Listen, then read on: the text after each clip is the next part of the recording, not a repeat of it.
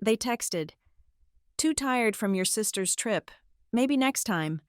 I only replied, "Sleep well?"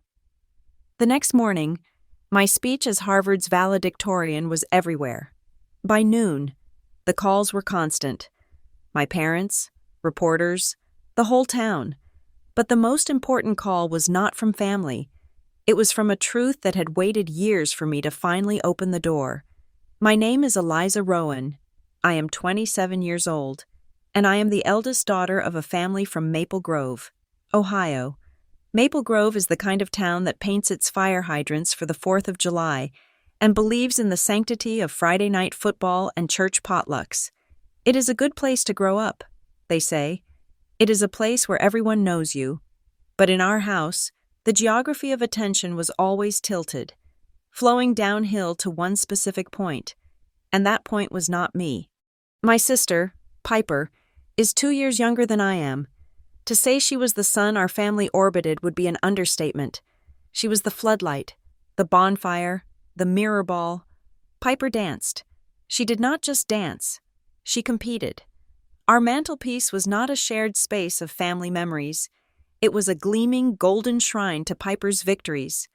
Trophies for Junior Miss Starlight and Mid-Ohio Dance-Off Champion crowded out any possibility of a simple family photo. The focal point of our living room was a large, framed portrait of Piper, age 14, in a sequined crimson costume, her smile wide and professionally bright. Once, for an entire month, her face was the cover of the Maple Grove Presbyterian newsletter, holding a basket of canned goods for the food drive, her ballet slippers peeking out from under her coat. My mother framed that, too. I, on the other hand, was the quiet one, the responsible one, the background infrastructure that made the main event possible. I was the one who knew how to reset the router without being asked, the one who made her own doctor's appointments, the one whose achievements were met with a distracted, "That's nice, honey. Have you seen Piper's new point shoes?" My childhood was lived in this quiet zone, a pocket of silence in a house full of noise. The silence was not an absence of sound. It was the absence of my name being called in excitement. It was the heavy, unspoken understanding that my needs, my time, my very presence were secondary, negotiable. This was never clearer than on my 12th birthday. It fell on a Saturday in May, the same weekend as Piper's regional dance qualifiers. The house was humming with energy all morning. Balloons were being inflated. Streamers hung. For a few naive hours, I allowed myself to believe it was for me. Perhaps this year, they had remembered. Perhaps this year, the timing was just a coincidence. Then Piper's friends began to arrive, all of them wearing matching pink Piper's Posse t-shirts. They shrieked and hugged, and my mother directed them to the backyard, where a large "Congratulations Piper" banner was strung between 2 oak trees. It was a victory party. My birthday was an incidental footnote. Later that evening, after the music had quieted and the last of the dance moms had driven off, my mother produced a cake. "They had one left at the bakery. Can you believe the luck?" she said, breathless. She set it on the table. It was a standard sheet cake, white frosting with blue roses, in looping, cursive script. It read, "Happy birthday, Alyssa." I stared at it. Alyssa, not Eliza. "Oh, goodness," my mother said, her hand flying to her mouth in a gesture of mild, theatrical surprise. The girl on the phone must have misheard me. It was so loud in there. Well, it's the thought that counts, right? She cut a slice and pushed it toward me. It was strawberry, with a thick, jelly-like filling. I hate strawberry. I had hated it since I was 4. Piper loves it. I ate it without a word. What was there to say? Correcting her felt like a different kind of failure, a confirmation that I was petty enough to care. It was easier to be Alyssa for a night. My father, who had been grading papers from his accounting firm all afternoon, emerged from his study around 9 o'clock, rubbing his eyes. "Ah, Eliza, the big day. Knew I had something for you." He went to his briefcase, the worn brown leather one he carried everywhere, and pulled something out. It was a journal. It was bound in stiff, dark blue leatherette, The kind that feels like plastic. In the bottom right corner, embossed in small gold letters, was a corporate logo. Midwest Accounting Solutions. We make it add up. They gave these out at the seminar in Columbus last week, he said, handing it to me. He sounded genuinely pleased with himself. Top quality. Look at that binding. Figured you could, write things in it. I took it. The pages were thin, faintly lined. It smelled of glue and vinyl. Across the hall, I could hear Piper on the phone, screaming with joy. My mother had just told her they'd booked a non-refundable trip to Nashville for the national competition. This journal, a free promotional item from an accounting conference, was my birthday present.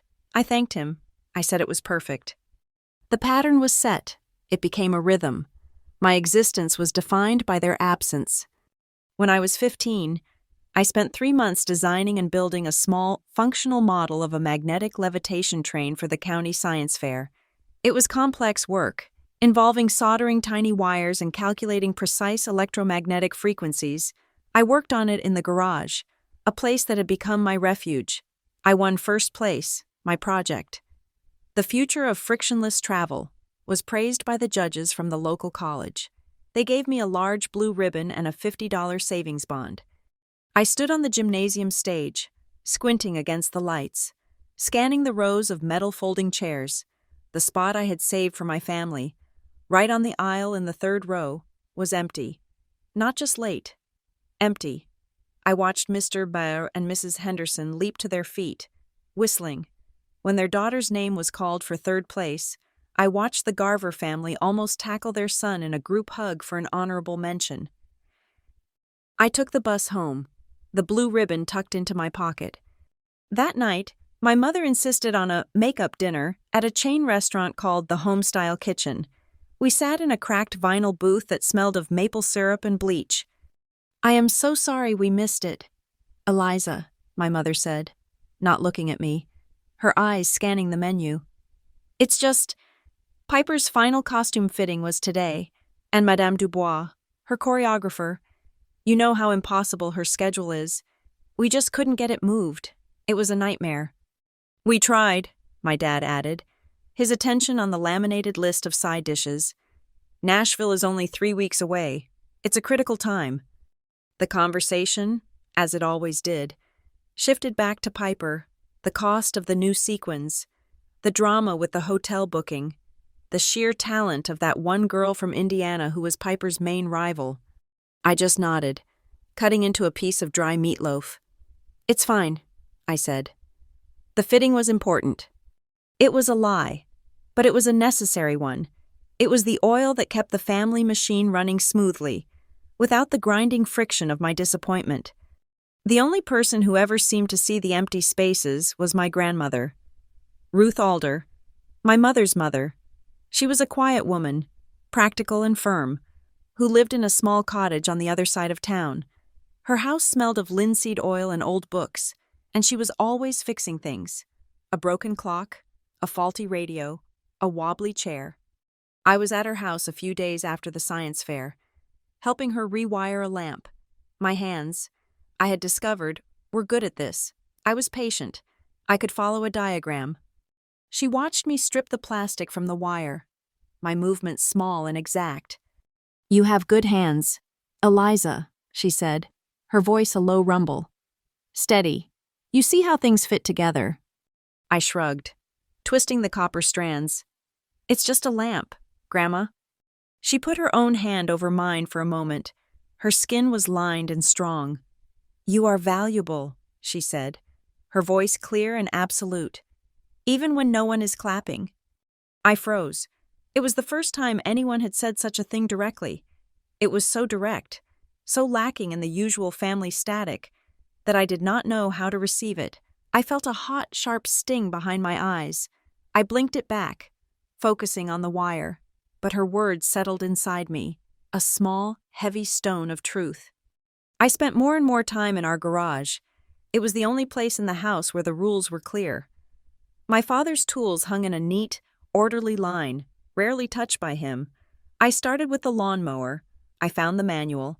I took apart the carburetor, cleaned the jets, and put it back together.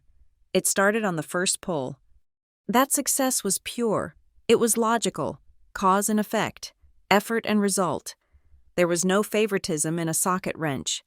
A stripped bolt was a stripped bolt. No matter who was holding the tool, I learned to change the oil in my mother's car. I fixed the rattling drain in the washing machine. I became a creature of precision, of quiet competence. In the house, this translated into a new identity.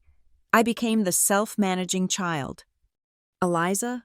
Oh, we don't worry about her. I heard my mother tell a friend on the phone. She's so independent. She just takes care of herself. Honestly, she's the easy one. They saw this as a virtue, a relief. It was a survival tactic. I stopped asking them to come to things. I stopped reminding them about parent-teacher conferences. I laid out my own clothes, made my own lunches, and managed my own schedule. My silence was a shield. My competence was a fortress. If I needed nothing, I could not be disappointed. And I began to write. I found that cheap corporate journal from my 12th birthday tucked in the back of my desk drawer. I opened it.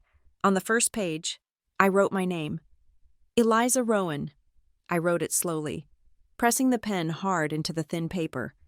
Then I began to write the things I could not say. I did not write with anger. Not at first. I wrote with the same precision I used in the garage. October 3rd. Won the district essay prize. Mom said that's nice and asked if I'd seen Piper's tap shoes. November 18th. Dad missed my debate tournament. He was taking Piper to audition for a local car commercial. May 7th. Science fair. First place. The third row was empty. May 7th. Dinner at Homestyle Kitchen. Meatloaf. Piper's fitting was impossible to reschedule. The journal became the place where my truth was stored. It was not a rebellion, not yet. It was just a record. It was the quiet, methodical gathering of evidence. It was the first time I realized that my voice, even if it was only on paper, could make things real. The seeds were being planted. I was documenting the silence, and in doing so, I was giving it a shape. I was building something in the quiet zone. My senior year of high school. The switch was thrown. It was not a single event, but a series of small, sharp shocks that finally jolted the system awake. It began with the journal. My entries, once a simple record of slights, had evolved. They became analytical. I was no longer just documenting the empty chairs. I was dissecting the architecture of the silence. I wrote about the economy of attention in our home, how it was a finite resource allocated like a budget, and how I had been permanently zeroed out. My AP English teacher, Mr. Rourke, gave us a final assignment, a personal essay on any topic, with the option to submit it to the statewide governor's writing prize. I spent a weekend transmuting my journal into an essay. I called it The Price of Silence. I wrote about the psychic cost of being the easy one, the high-interest loan of self-worth you take out when you decide, for the sake of household peace, to need nothing. I wrote about the garage and the satisfying click of a ratchet, a world where effort yielded a direct result. I wrote about the Elisa cake. I did not tell anyone I submitted it. It felt like mailing a secret. 6 weeks later, Mr. Rourke called me out of calculus. He was standing in the hallway, his face lit with a rare, unfiltered excitement. "You won, Eliza," he said, holding a letter. "First place, the whole state of Ohio." A strange, cold feeling washed over me. It was not joy, it was verification. The words I had hidden in a promotional notebook were, apparently, worth something. The local paper, the Maple Grove Monitor, called our house that evening. I was in the kitchen, finishing my homework at the small, laminate counter. I heard my mother pick up the phone in the living room. "Oh, hello, Mark. How's Carol?" Her voice was bright, neighborly. A pause. "Eliza? Oh, goodness, yes, the essay thing. Isn't that nice?" Another pause. "An interview? Oh, Mark, that is so sweet of you to offer. But, this week is just pandemonium, absolute chaos." I froze, my pen hovering over a physics equation. It's Piper's showcase, my mother continued, her voice dropping into a conspiratorial, stressed tone. The big one before Nashville. We're running around for lighting gels. We're resequencing the entire bodice of her final costume, and she has a full stage rehearsal tonight. I can't possibly add one more thing to the schedule. I'm sure Eliza understands. It's just an article, right? Maybe you can just use the photo from the church directory? Thanks. Mark, you're a doll. Send my love to Carol. She hung up. She walked into the kitchen, sighing as she pulled a bottle of water from the fridge. That was Mark from the Monitor. Wants to interview you about your essay. I heard, I said. My voice was flat, empty. I told him we just couldn't swing it this week, she said, twisting the cap. He understood. This showcase is driving me to an early grave. She took a long drink and left the room, shouting up the stairs for Piper to find her tan character shoes. She had declined on my behalf. She had not asked me. She had traded my first public recognition for lighting gels. I looked down at my physics homework. The numbers blurred. It was not a mistake. It was not an oversight. It was a choice. My success was an inconvenience. Piper's was a priority. The price of silence, I thought, was that they forget you have a voice at all. I packed my bag, walked out the front door, and went to see Mr. Rourke during his office hours. I found him grading papers under the sickly yellow light of his classroom. I told him what happened. I did not cry. I delivered the information with the same precision I used in the garage. He listened, his pen still.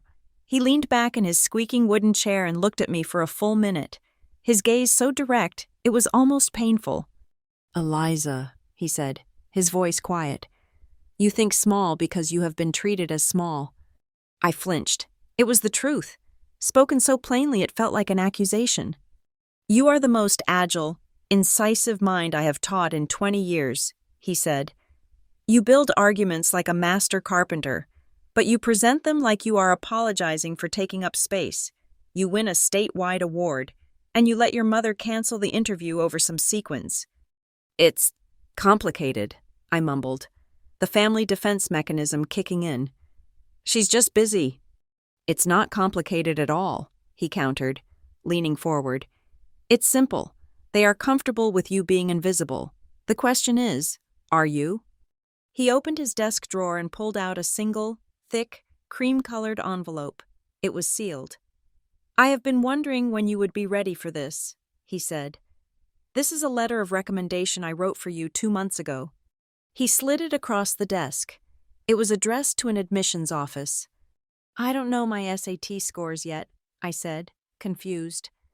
I don't care, he said. I want you to apply to Harvard. I laughed. It was a short, bitter sound. Harvard? Mr. Rourke, I live in Maple Grove, Ohio. My dad's an accountant. We don't go to Harvard.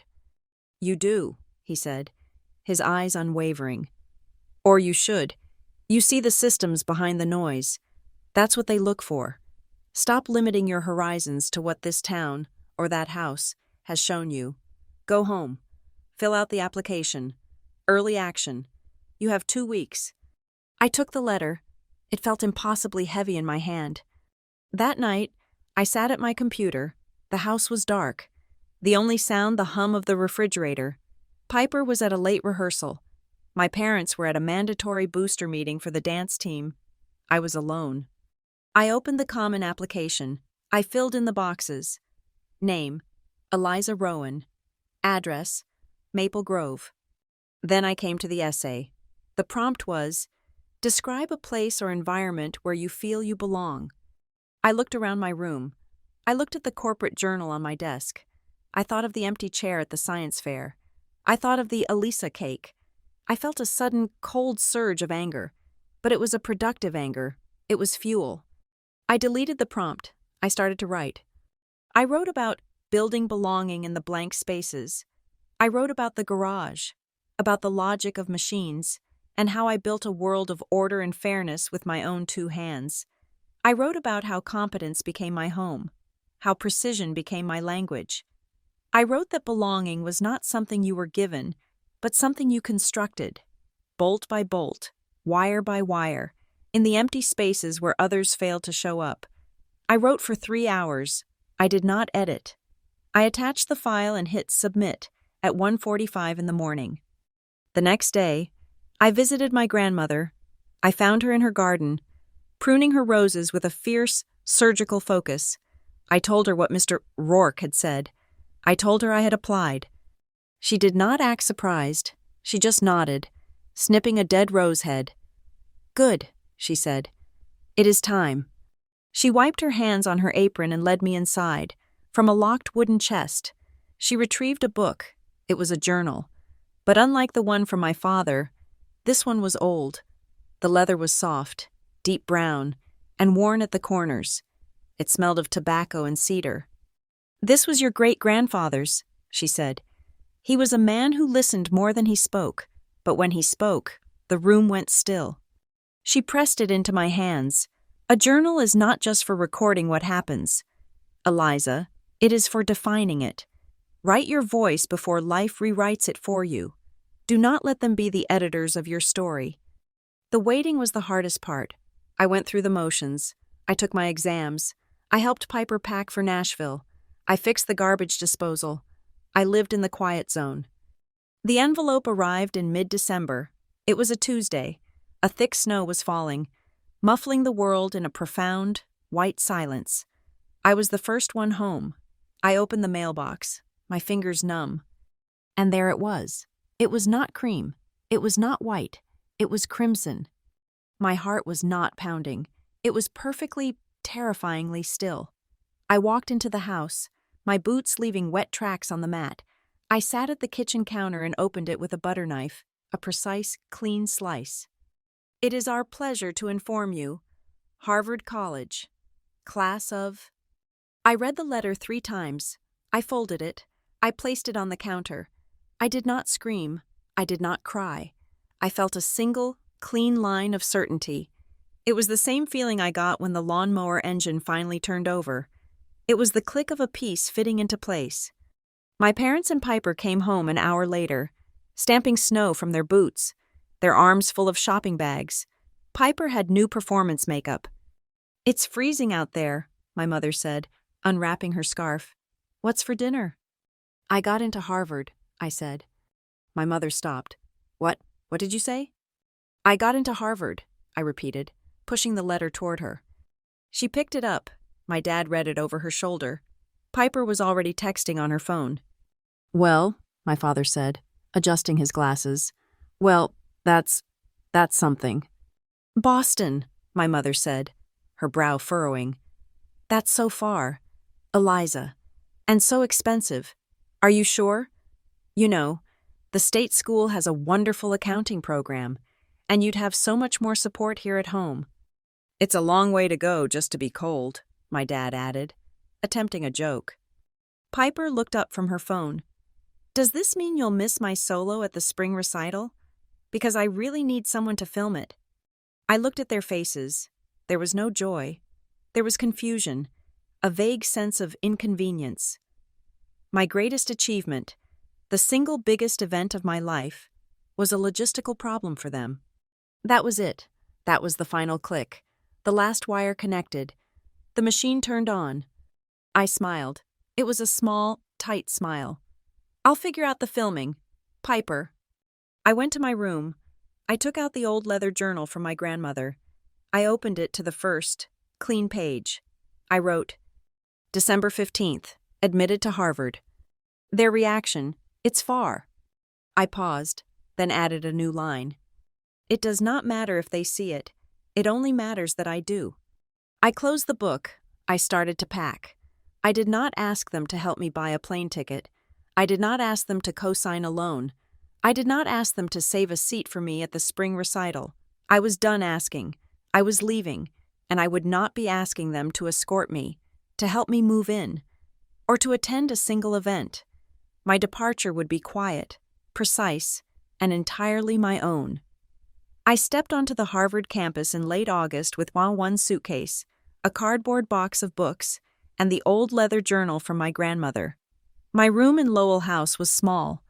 the wood dark and scarred with the initials of students long since gone. But the window was everything.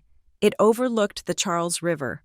I would stand there in the mornings, before the sun came up, and watch the water, a moving sheet of gray steel, hypnotic and cold. It was the first time in my life I had a view that was not defined by someone else's property line. I found a job almost immediately, not a work-study position in a dining hall, but a paid post in the sub-basement archives of the Hawthorne Library of Scientific History. It was a place few undergraduates ever saw. I spent my evenings and early mornings in the climate-controlled silence, surrounded by the thoughts of dead geniuses. My task was to catalog, to handle the physical notebooks of physicists and the fragile astronomical charts of the 19th century. The air smelled of acidic paper, aging linen, and the faint, sweet scent of bookbinding glue. Down there, with the hum of the humidity controls as my only soundtrack, I felt a sense of order. I was the guardian of other people's data, and I treated it with the reverence I had once reserved for my father's tools. Harvard was not a fairy tale. It was a crucible.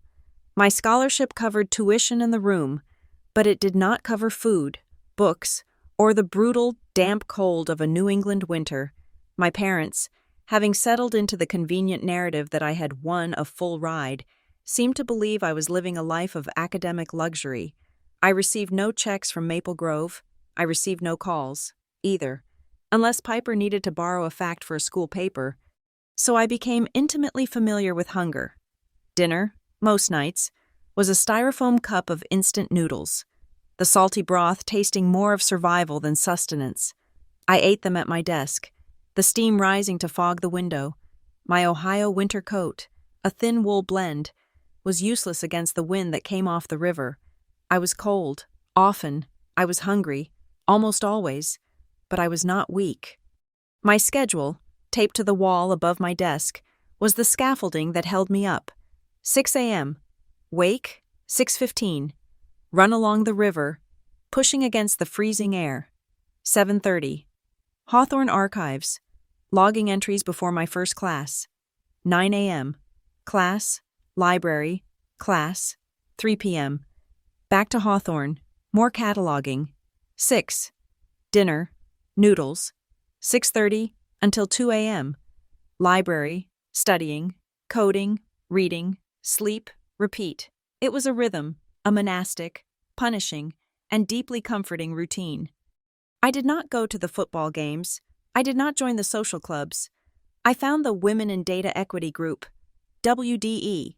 It was a small, intense gathering of graduate students and a few rogue undergraduates who met in a computer lab in the Science Center, fueled by stale coffee and a shared, quiet fury. They were not just talking about theory. They were talking about application. They were dissecting the bias baked into the code that determined who got a loan, who was offered parole, who received a transplant. They were looking at the systems that ran the world and seeing how they were specifically engineered to overlook, to undervalue, to erase. I realized with a jolt, speaking my language. I was quiet at first. I sat in the back, listening. My role as the quiet one so deeply ingrained it followed me to Massachusetts. But then, during a heated debate about a predictive algorithm being tested for child welfare services, I spoke up. I had read the source paper. "Your model is flawed," I said. The room went still. A graduate student with sharp bangs looked at me. "Excuse me?" "Your model is flawed," I repeated, my voice clear in the small room. "You're weighting neighbor complaints as a primary indicator of risk, but you haven't normalized for income density or racial bias. You've built an algorithm that punishes people for being poor and visible." I pointed to the code on the screen. "You're not predicting neglect. You're predicting poverty." The silence that followed was different. It was a silence of consideration. The graduate student, who would later become my first mentor, looked at me, really looked at me, and said, "Who are you?"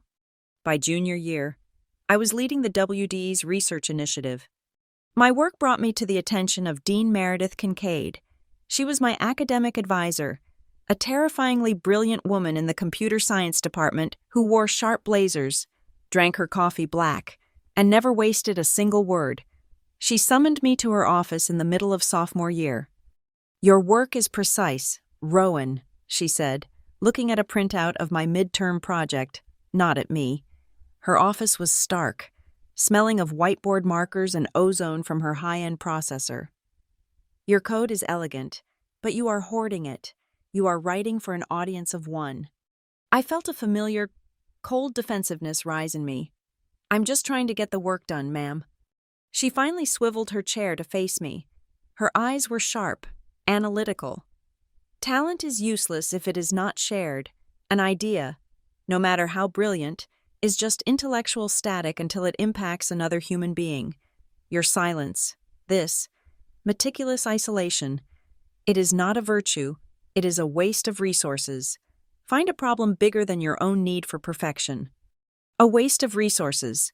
The words were a scalpel, cutting neatly through the fortress I had built. My competence, my silence, my independence. I had built it all as a defense. Dean Kincaid was the first person to call it a liability. She was right. I had to lower the drawbridge. I turned my focus outward. I looked back at the map, back to Maple Grove, Ohio. I thought about the rural counties, the places that were too far, the people who were too much trouble, the ones who were not flashy, not loud, not a priority. I started researching systems of distribution.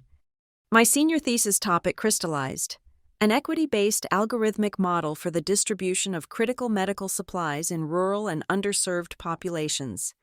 I was building a system designed to see the people in the quiet zones. I was writing code that would bypass the noise of political influence and population density to find the actual, granular need. It was not just data science. It was ethics translated into logistics. It was a direct, systemic response to a lifetime of being told my needs were an inconvenience. This algorithm would make inconvenience irrelevant. The accolades at Harvard were different from a county science fair, but the dynamic of my life remained unchanged. Sophomore year. I won the Bowden Prize for my essay on data ethics. Junior year. My research model won the Departmental Award for Innovation at each ceremony, in the auditoriums with their dark wood and velvet seats. I would be given a small plaque or a certificate. And at each one, I would, inevitably, scan the rows. The habit was ingrained, a physical tic I could not stop. I would look for my parents. I did not expect them to be there. I had not even told them about the last two, but the looking was a reflex. The involuntary sweep of the eyes across the guest section, the glance at the empty seats was a persistent, dull ache, a bruise that never fully healed. I accepted the awards, I shook the hands, and I felt the familiar, cold precision settle back over me. During my senior year, my thesis was selected for presentation at the prestigious New England Undergraduate Research Symposium. This was not a small departmental award. This was a significant step. This was where people got job offers, where graduate school fellowships were born.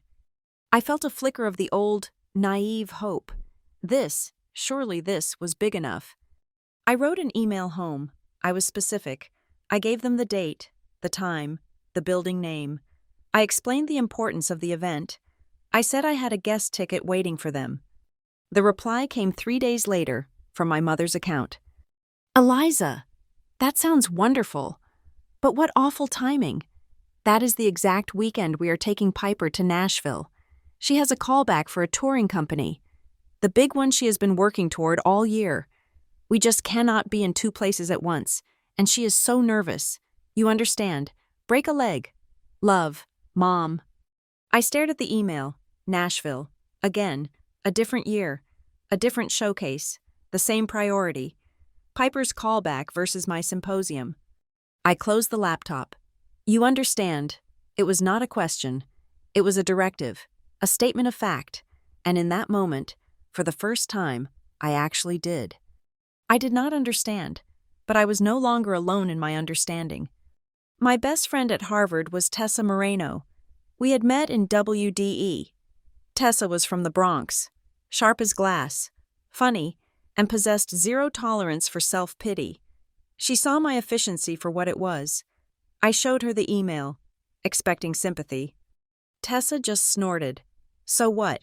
You gonna cry about it, or are you gonna go win? She was sitting on my radiator, trying to get warm. They suck. Eliza, we've established this. Your family is a black hole for attention. Stop throwing your accomplishments into it and expecting light to come back out. She put her hand on my arm. Her hand was warm. You are steel, she told me. Her voice suddenly soft. Stop waiting for the people who forged you in fire to admire the blade. Steel can bend. It does not break. They are not your audience. She was right. They were not my audience. That night, I learned to convert the raw, hot energy of loneliness into the clean, cold-burning fuel of discipline. The ache of the empty chair did not disappear. I simply repurposed it. It became my edge. It kept me working later than everyone else. It made my research tighter, my arguments sharper. I was not trying to impress them anymore. I was trying to build a world where their validation was mathematically irrelevant. My grandmother, Ruth, remained my true north. She never visited. Her health was too frail for the trip, her bones too brittle, but I kept her picture on my desk, at the research symposium. As I stood at the podium in front of judges and recruiters, I did not scan the crowd for my parents. I imagined Grandma Ruth in the back row, her hands folded, her gaze steady and unwavering. She was my static energy, my invisible, unshakable audience of one. I adjusted the microphone and began. The email arrived at 2:17 in the morning. I was in the sub-basement of Hawthorne, running a final diagnostic on my thesis code. The only light came from my monitor, painting the old bookshelves in a sickly green glow. The notification pinged, a small, insignificant sound in the heavy silence. The subject line was simple, a message from the president's office. My first thought was a problem with my thesis, a citation error, a data anomaly. I clicked it, my stomach tightening. But it was not a reprimand, it was an invitation. Dear Ms. Rowan, on behalf of the President and the Fellows of Harvard College, it is my distinct honor to inform you that you have been selected from a remarkable pool of candidates to serve as the student commencement speaker for your graduating class. I read the sentence 5 times. The words blurred and reformed. Student commencement speaker, valedictorian. They had chosen me. They were giving me the microphone.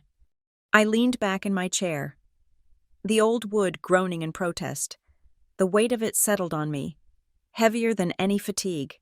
They were giving me the largest platform of my life, for 5 minutes, in front of 32,000 people. The quiet one would have the floor. The next day, I was in the Office of Student Affairs, a bright, modern space that felt alien to me. A cheerful woman named Cynthia, who had commencement coordinator on her nameplate, walked me through the logistics. You'll be on the main stage in Tercentenary Theater, she said, handing me a packet. Your speech should be no more than 5 minutes. That is a hard 5. Eliza, we need the first draft by next Monday for review. The senior deans and the president's office will all sign off. She pointed to a date on the schedule. And your final rehearsal slot is at the Orchard Theater on the 22nd. We do a full run-through with the teleprompter, just to get you comfortable with the scale. The Orchard Theater, it was the largest performance venue on campus. I nodded, my throat dry. I understand. Wonderful, she beamed. We are so excited. Your work on data equity is just, well, it's exactly the kind of voice we want to amplify. I walked back to my room, the packet feeling like a slab of lead in my backpack. Exactly the kind of voice we want to amplify. I sat at my desk. I did not open my code. I did not open my textbooks. I pulled out the old leather journal from my grandmother, and I pulled out the cheap, corporate-branded one from my father. I placed them side by side, my 2 lives, the life of the mind and the life of the quiet zone. I had been chosen for my work on seeing the unseen, on building systems to serve the overlooked. My entire academic career was a testament to the importance of showing up, of counting the people who had been deemed uncountable. And here I was, the product of a home that had never learned to count me. I began to write. I did not write about data models or algorithms. I wrote about the Alyssa cake. I wrote about the empty third-row chair at the science fair. I wrote about my mother declining the interview on my behalf. I wrote about the email from Nashville. And I saw the line, the direct, unassailable line from one to the other. I was not a data scientist despite my childhood. I was one because of it. I had dedicated my life to building the very systems of recognition I had been denied. I found the title. It came to me whole, a single, perfect piece of code. From the empty chair to the open mic. I wrote the opening. I knew it had to be the hook. It had to be the thesis for my entire life, distilled into one sentence. When they do not see us, I wrote, we learn to see each other. I spent the next 3 days crafting the speech. It was the hardest thing I have ever built. It was precise, elegant, and ruthless. It was not an attack. It was not a confession. It was a data-driven argument. Using my own life as the primary source, I wove the personal into the academic. I connected the overlooked rural citizen waiting for a medical delivery to the quiet child waiting for a parent at a debate tournament. I argued that the failure to show up, personally or systemically, was not a passive oversight. It was an active choice. It was a failure of the algorithm of love. I submitted the draft. The approval came back in less than a day. This is powerful. Eliza, approved. See you at the rehearsal. I looked at my phone. My thumb hovered over my mother's contact. I could call. I could send the triumphant email. Guess what? Mom, I am the valedictorian. I am the one speaking.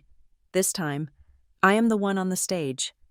The old, desperate need to be seen flickered, a dying ember, the hope that this time, this achievement, would finally be big enough to merit their attention. I closed the phone. No, I would not. This was not a test. I was done testing them. A test implies you are willing to accept a different outcome. I was not. I knew, with the cold certainty of a mathematical proof, what the outcome would be. They would find a reason. Piper would have a recital. The car would need an oil change. It would be too far. Too expensive. Too much trouble. My work was about building systems that did not rely on biased, fallible human whim. It was time to apply that principle to my own life. My speech was not an invitation for them to finally see me. It was a declaration that I no longer needed them to. I let the official university commencement email, the generic one sent to all parents, be the only notification. I knew, in the flurry of Piper's life, it would be deleted, unread. I was counting on it. I was building my model based on their predictable behavior. I went back to Cynthia's office. Guest tickets, I said. Of course. The speaker gets 4 premium seats. Who should we put them under? I only need 3, I said. The first for Ruth Alder, the second for Tessa Moreno. Cynthia typed. And the third? I took a breath. The third is reserved. Reserved for, she prompted, her fingers on the keys. Just reserved, I said. Or no, put this down exactly. Reserved for whoever shows up. Cynthia looked up, puzzled, but typed it anyway. All right, Alder, Moreno, and whoever shows up, got it. I told Tessa about the third ticket as we were walking back from the library. Reserved for whoever shows up, she said, laughing. That's cold. Rowan, I love it. You're finally weaponizing your trauma. It's not a weapon, I said, though it felt like one. It's a data point. It's a control in the experiment. Bull, she said, stopping on the bridge. The wind was picking up, carrying the smell of rain. It's a monument. It's a shrine to every time they bailed. You can't just have a blank chair sitting there. It needs punctuation. What do you mean? I mean, she said, we make it a statement. We put flowers on it. Something beautiful and sad and angry all at once, like white tulips, for all the apologies you never got, and one single red rose, right in the middle, for the validation that was supposed to be there. I looked at her. She was not joking. She understood, in a way no one else could, that this was not just a speech, It was an exorcism. "Okay," I said. "White tulips and a red rose." The rehearsal at the Orchard Theater was surreal. I had seen concerts there, guest lectures. Now I was standing on the stage. The auditorium a vast, dark ocean of empty red seats. A single spotlight hit me. The teleprompter screens glowed on either side of the podium. My voice, when I spoke, was small, eaten by the space. "When they do not see us." "Louder, please. Eliza," a voice called from the tech booth. "Project, use the diaphragm." I took a breath. I thought of the garage. I thought of the Elisa cake. I thought of the Nashville email. I planted my feet and spoke again, my voice ringing with a new, cold power. "When they do not see us, we learn to see each other." I ran the whole speech, 5 minutes, exactly. When I finished, the silence in the theater was absolute. Then, a slow clap from the front row. Dean Kincaid emerged from the shadows. She walked to the edge of the stage, looking up at me. Her expression was unreadable. "They approved that draft, did they?" she asked. "Yes, ma'am." "Good," she nodded, not smiling. "It is a dangerous thing, Rowan. To tell the truth to 30,000 people, it will change you, and it will change them. But it is the only thing your kind of talent is good for." She started to walk away, then paused and looked back, her hand on the brass railing. "One piece of advice, from someone who has been on that stage. When you get up there, and you see the crowd, and you feel the weight of it, there is only one thing to remember." "What's that?" "Do not fear the weight of your voice. You earned it. Let it land." She left. I stood at the podium for a long time, the spotlight hot on my face, the empty seats watching me. The night before graduation was a blur of exams, packing, and a strange, electric calm. My robes were ironed and hanging on my door. The speech was memorized. The flowers were ordered. Tessa and my grandmother were flying in tomorrow morning. Everything was in its place. The algorithm was set to run. At 11 p.m., my phone buzzed on the desk. I picked it up, a text from my mother. My heart, despite all my logic, gave a stupid, painful little kick. It was a photo. Piper, on a beach, her arms thrown wide. She was backlit by a blazing sunset over a white-walled village. She was smiling.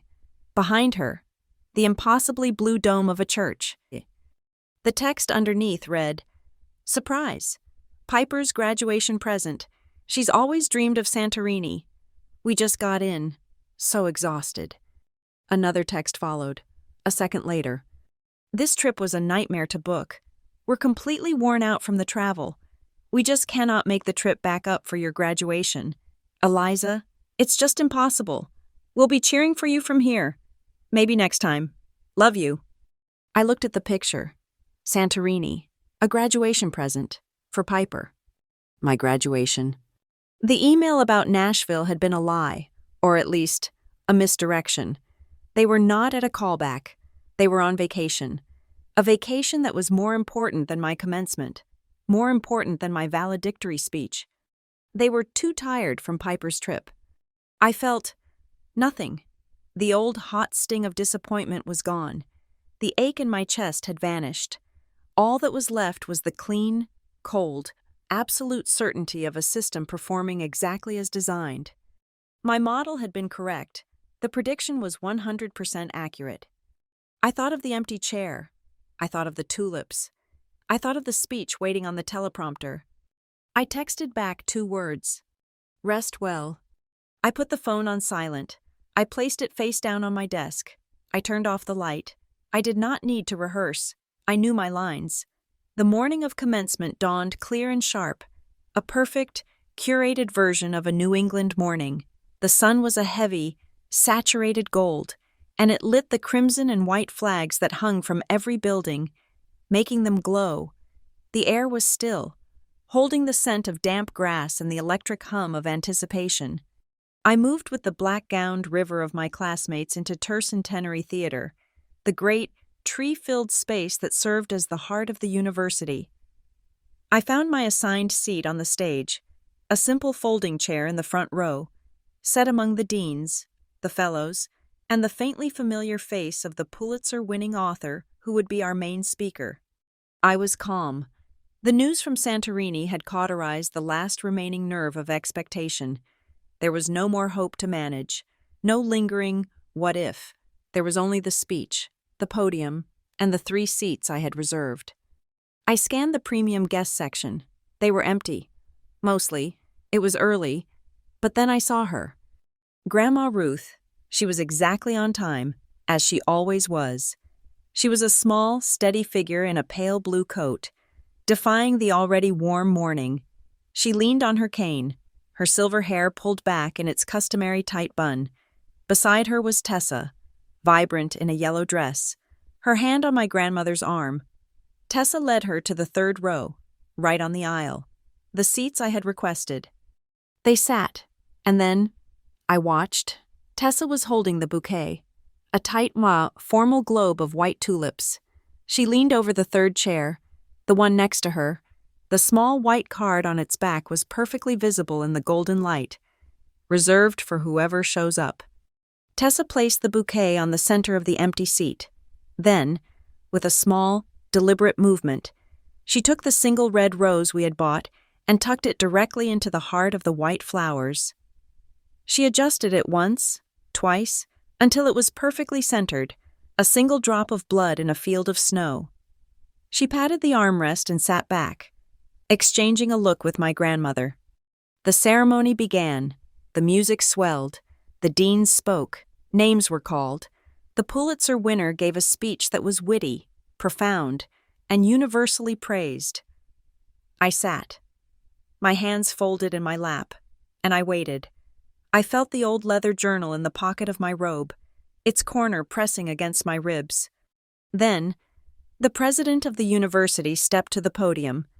It is now my great honor to introduce the student commencement speaker, representing the Harvard College class of 2024, her thesis, an equity-based algorithmic model for the distribution of critical medical supplies, has already redefined the field of logistical ethics.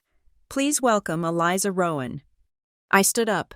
The sound of 32,000 people, politely applauding, washed over me. I walked the dozen steps to the podium, the old dark wood solid under my hands. I looked out. The sea of faces was staggering, an ocean of black robes, colored hoods, and beyond them, the blurred, hopeful faces of thousands of families. The stage lights hit me. They were not the cold, sterile lights of the rehearsal. They were warm. They were encompassing. They were, I thought, forgiving. I adjusted the microphone. The small sound of my fingers brushing the metal was amplified, a soft, scratching intimacy. I looked down, just for a second, at the text on the prompter. Then I looked up. I found them.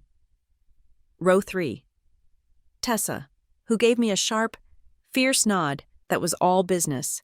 Grandma Ruth, who was simply watching me, her gaze a physical thing, a line of pure, unwavering support, and beside them, the chair, the flowers, the defiant, solitary red rose.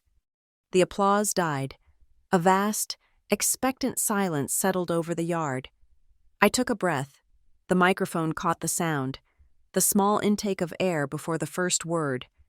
When they do not see us, I said, my voice clear and steady, ringing out over the massive crowd. We learn to see each other. I let the line land. I felt the shift, the subtle collective focus of 32,000 people.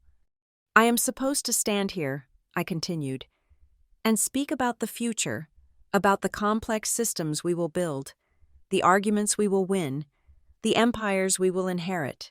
But today, I want to talk about the systems we live inside of, the small daily algorithms of presence and absence. Today, I am here to honor the chairs that are never empty. I turned my head from the crowd of students, looking toward the service areas, the places just beyond the velvet ropes. I want to thank the people who truly showed up for this class. I want to thank the dining hall staff at Annenberg and Lowell, who knew our names and our coffee orders at 7 in the morning.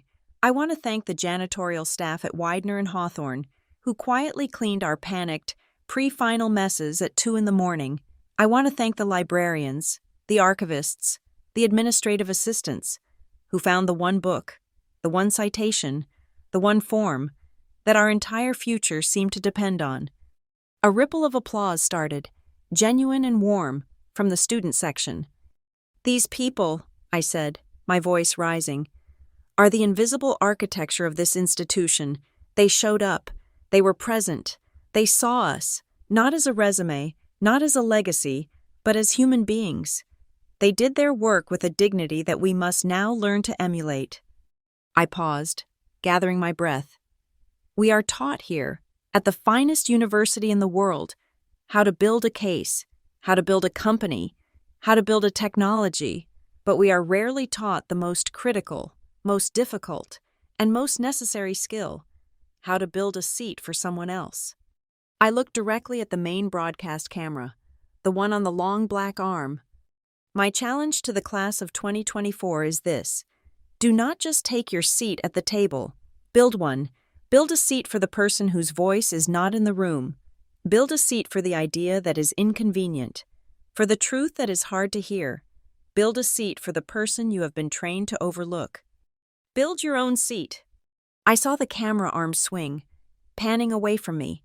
It moved across the crowd, across the dignitaries, and then it began to lower.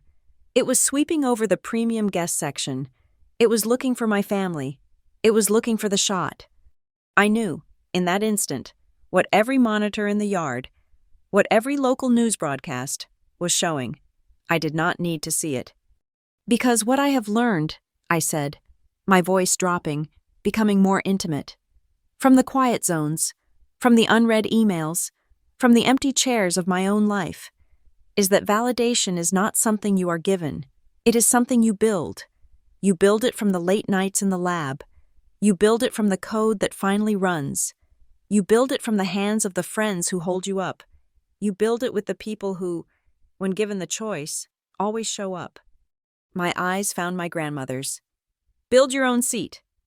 The camera was tight on them now. I knew it. The 3-shot. Me, at the podium. In the light, Grandma Ruth.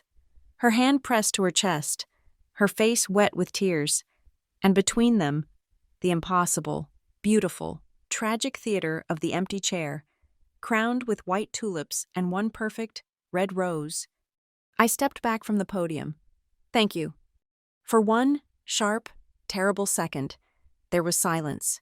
The silence of 32,000 people processing. It was not applause that started first. It was a sound, a rumble, the sound of wooden chairs scraping, of feet moving on the grass. It was the sound of the entire class of 2024 rising as one. Then the sound hit.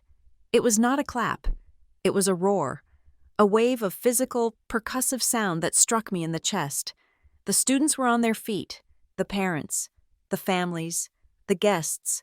They were standing, the faculty, in their dark robes, were standing. Dean Kincaid was standing, her sharp face unreadable, her hands clapping with a steady, fierce rhythm. The standing ovation washed over me, a force of nature. I looked at Tessa. She was on her feet, sobbing, her hands cupped over her mouth. I looked at Grandma Ruth. She alone was still seated, but she had gripped the head of her cane with both hands, and she was smiling, a smile of such profound, wrenching pride that it broke my heart. I stepped back, my legs trembling. The president shook my hand, his eyes wide. The roar continued. I knew, with the cold certainty of an algorithm that has just processed its final line of code, that the clip was already loose. The local news affiliate, broadcasting the ceremony live, had just found its headline. The speech was no longer mine. It was in the air. It was on the internet. It was traveling at the speed of light, and it was on its way to a phone on a beach in Santorini. The first few hours are a blur of adrenaline and anticlimax. The moment I stepped from the stage, my hand still numb from the president's handshake, my robe pocket began to vibrate. It was not a single, polite notification. It was a continuous, frantic shudder, as if a trapped bird were against my ribs. I ignored it. I had to find my grandmother. I waded through the sea of black robes. the air thick with joy and relief. Until I found her. She was standing by the edge of the guest section, leaning on her cane, Tessa at her side. When she saw me, she did not speak. She simply opened her arms, and I fell into them, burying my face in the familiar papery scent of her pale blue coat. "That was the truth, child," she whispered, her voice rough. "You spoke the truth." Tessa grabbed me next, her hug so tight it hurt. "You are a crazy, brilliant, magnificent idiot, Rowan," she said, her own eyes bright with tears. "You just blew up your entire life. It was glorious." We went back to my dorm room, a small island of silence in the noisy, celebrating campus. I had packed everything into boxes. It was no longer a home, just a holding cell. I made my grandmother a cup of weak tea, my hands shaking. "You should probably look at that," Tessa said, nodding to my phone. It was on the desk, still vibrating, the insistent buzzing rattling against the wood. I picked it up. The screen was a solid, unreadable wall of notifications. Missed calls, voicemails, text messages, emails, and the apps I rarely checked. Twitter, Facebook, had bright red numbers on them, numbers so large they seemed fake. "Eliza," Tessa said, her voice suddenly strange. She was looking at her own phone. You need to see this." She held her screen up. It was Twitter, the #1 trending topic in Boston, #4 in the United States. It was a hashtag, empty chair speech. "Holy," Tessa whispered, scrolling. "The Globe has it, the Chronicle of Higher Education, every news station in New England. Eliza, they're calling it the speech that electrified Harvard." She clicked a link. It was the clip, the one the broadcast camera had captured. The local news affiliate had already isolated it, packaged it, and sent it out. The thumbnail was the brutal, perfect 3-shot. Me at the podium, my grandmother weeping, and the stark, floral-crowned emptiness of the third chair. My speech was not just in the air. It was everywhere. It was viral. I sat on the edge of my bed, my phone finally in my hand, and I opened the digital floodgate. The dashboard of my life, so quiet for so long, was suddenly lit with a million flashing lights. First, the emails. They were pouring in, not just from classmates, but from strangers. One from the Harvard Alumni Association. "Dear Ms. Rowan, we would be honored to feature your extraordinary and moving speech on the cover of the next alumni bulletin." Another. Subject: Invitation to speak, TEDx Potomac. My breath caught. "Your message, build your own seat, is one the world needs to hear." Another. Subject: North Point Impact Fellowship. I knew the name. It was a major data-driven foundation. "Dear Ms. Rowan, we were deeply moved by your address. Our entire mission is focused on the overlooked you spoke of. We would like to schedule an immediate call to discuss a potential fellowship to fund and scale your thesis algorithm." Funding. They wanted to fund my work. They wanted to build a seat with me. And then I saw the one. It was not from a foundation. It was not from TED. The sender was a Mary Beth Collins administrator, Appalachian Rural Health Network. I opened it. "Dear Ms. Rowan, I am the administrator for a network of 3 small, underfunded hospitals in rural West Virginia. I just watched your speech on a link my daughter sent me. I am not an academic. I do not know about algorithms, but I know about empty chairs.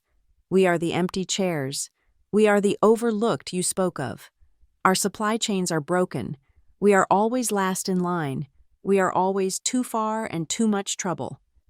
If your algorithm is real, if it can do what you say it can, please, can we be your beta test? We need you. Thank you for seeing us." I was not crying. My body was simply producing tears, an automatic, physiological response. The work, the actual work, it had landed. The signal I had sent from the sub-basement of the Hawthorne Library had been received, not by the people I was trying to impress, but by the people I was trying to find. My phone buzzed again, a hard, insistent vibration in my palm. A call. The screen lit up, Mom. I stared at it. The call rang, and finally went to voicemail. Immediately, it buzzed again, Dad. I pressed the ignore button. Again, Mom. Again, Piper. Again, Mom. It was a barrage, a desperate digital siege. For 10 minutes, the calls were relentless.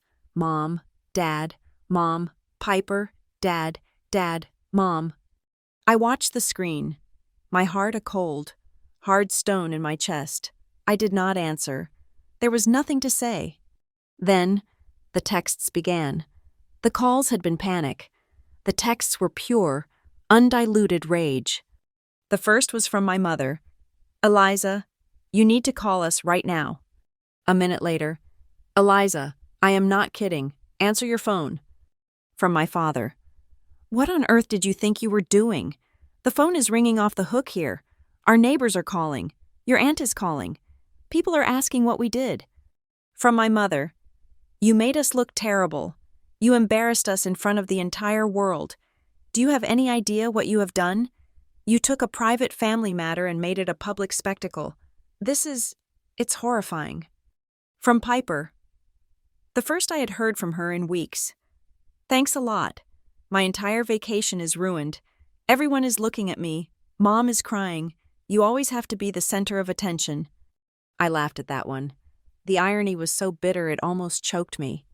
Then, the final text. The one that summed it all up.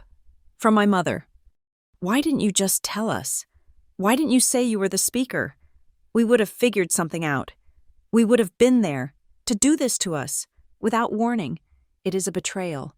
Eliza, a deep, deep betrayal. A betrayal. I read the word over and over. My silence was the betrayal. My speech was the betrayal. Not their absence, not the empty chair, not Santorini. They are angry, I said to the room. My voice was numb, distant. They said I embarrassed them, that I betrayed them by not telling them. Tessa was pacing near the window, a storm of protective fury in her eyes. Betrayed them? They were on a beach. They lied to you. They chose Santorini over you. Hush, Tessa, Grandma Ruth said, her voice quiet but absolute. She was still sitting in my desk chair, her teacup untouched. She looked at me, her gaze clear and analytical. Child, listen to me. I met her eyes. A photograph, she said, her voice slow, spends most of its life in the dark. It holds an image, a true image, but no one can see it. To see it, you must take it from the dark and put it in the chemicals. You must develop it. You must bring it to the light. She leaned forward, her hand finding my knee. You did not blemish them. You did not paint a false picture or tell a single lie. You are not the one who made them look bad. You simply took the film of your life, which has been hidden in the dark for 20 years, and you brought it into the light. You developed it. What the world is seeing is the truth that was already there. I looked down at the phone, at the angry blinking cursor. A betrayal. You did not expose them, Eliza, my grandmother said, her voice firm. You revealed them. I picked up the phone. I opened the message from my mother. I typed a single, short, precise reply, the only truth I had left to give them. Today was important to me. I hit send. Then, for the first time in my adult life, I turned my phone off. Not on silent, off. The screen went black. The incessant buzzing stopped. The silence in the room was sudden and absolute. It was vast. Tessa and my grandmother left a little while later, going back to their hotel for the night. I promised I would meet them for breakfast before my flight, but I could not sleep. I could not be in that box-filled room. It was late, past midnight. The campus was finally quieting. The parties dying down. The air filled with the smell of spilled beer and the damp grass. I put on my running shoes and I walked. I found myself back at Tercentenary Theater. The commencement setup was already being dismantled. The magic was gone. The stage was still there, a great, dark platform, but the crimson banners were down. The lights were gone. The speakers had been trucked away. I walked onto the platform, my footsteps echoing on the plywood. I stood at the spot where the podium had been. I looked out at the yard. All of it was empty, the thousands of chairs that had held the hopeful, the proud, the present. They were gone.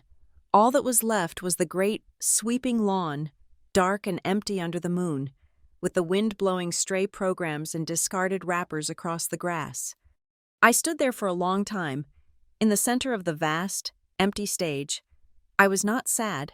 I was not angry. I just felt still. The equation had been solved. The system had run. The output was complete. I walked back to my silent room. I had to leave for the airport at 7 a.m. I turned my phone back on, just to set the alarm.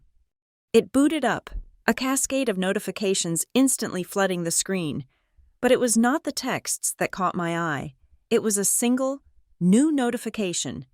One new voicemail. I checked the number. It was not Mom. It was not Dad. It was not Piper. It was a Massachusetts prefix, a 6 once unseen number, but one I did not recognize. I frowned. A wave of exhaustion hit me. It could be another reporter. It could be another angry relative. But something made me press play. The voice was professional. A man. Yes, hello. This is a message for Eliza Rowan. My name is David Miller, from the Commonwealth's 529 Plan and Treasury Office. I stilled.